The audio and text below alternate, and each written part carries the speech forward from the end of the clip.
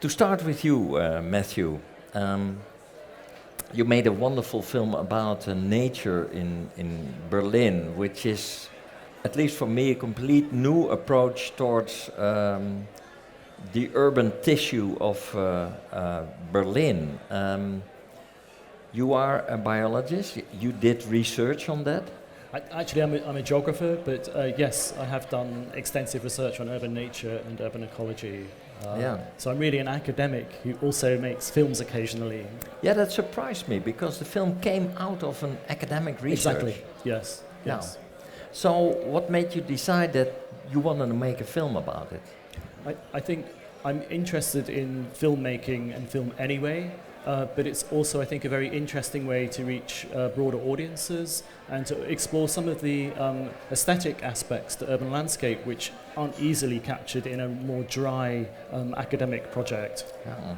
Well, let's watch a clip and we have a slight idea what the film is about.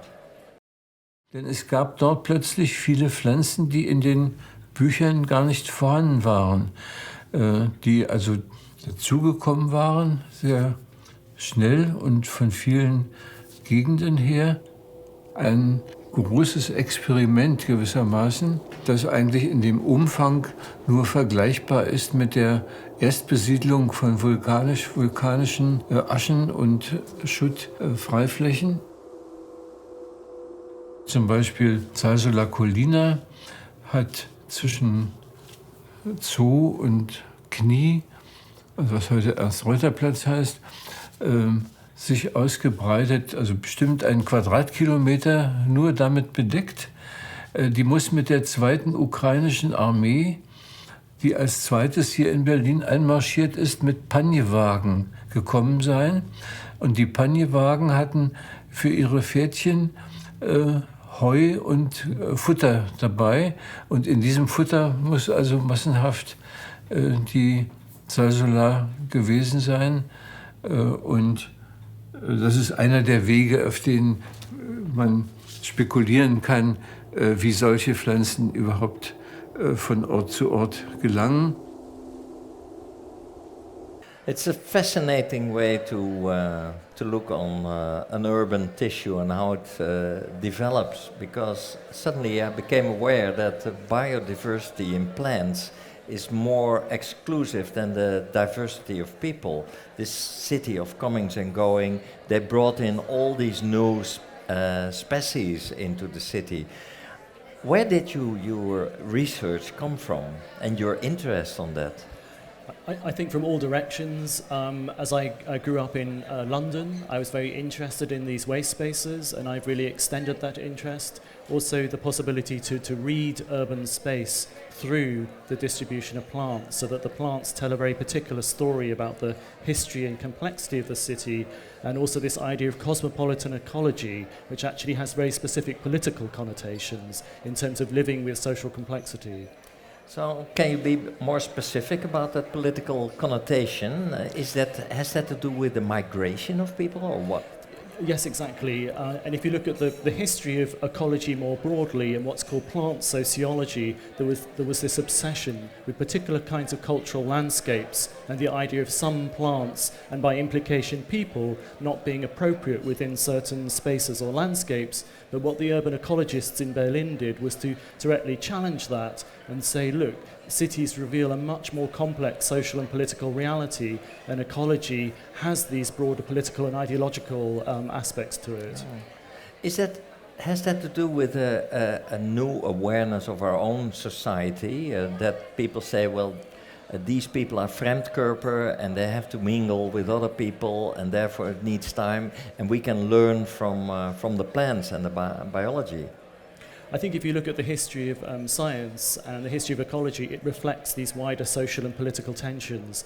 So if you went back to the 1930s in Berlin, for example, there would be signs on areas of woodland saying that Jewish people should not enter and things of that kind. So it was deeply political, the question of who had the right to urban nature, who had the right to enjoy nature, how we understand public space. All of these things connect. So for me, ecology is the way into telling this complex story about Berlin, but I think it also applies clearly to other cities and wider debates as well.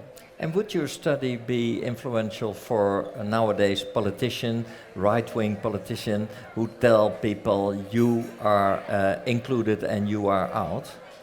I think potentially yes, and if you look at the history of Berlin in particular, in the 1980s there was a political party called the Alternative List that explicitly linked environmental issues to social justice and anti-racism.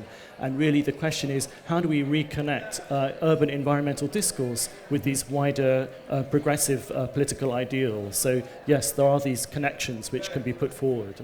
And are these connections normally understood in general by people, or are they telling you, well, biologically you are right in the biology, but in the real world outside with the society it's completely different?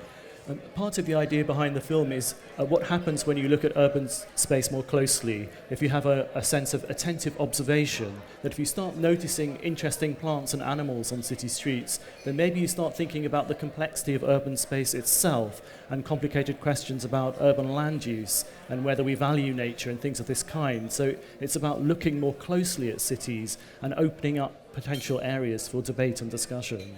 It's interesting. You've both been making films on architecture. Have you ever been thinking about issues like this?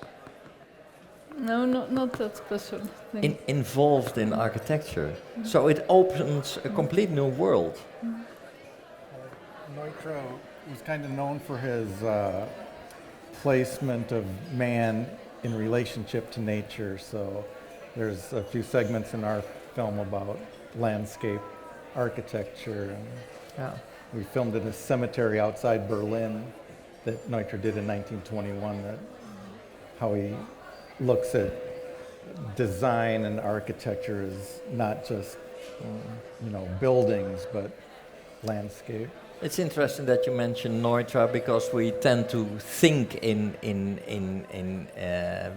historical segments like modernism, postmodernism, the Baroque, and we never think that we're surrounded with a world, or we are in a world that's so diverse, so it's a constant mix of everything. And suddenly I became aware that we are, intellectually speaking, we are thinking that we've divided the world, but we are in a holistic circumstances.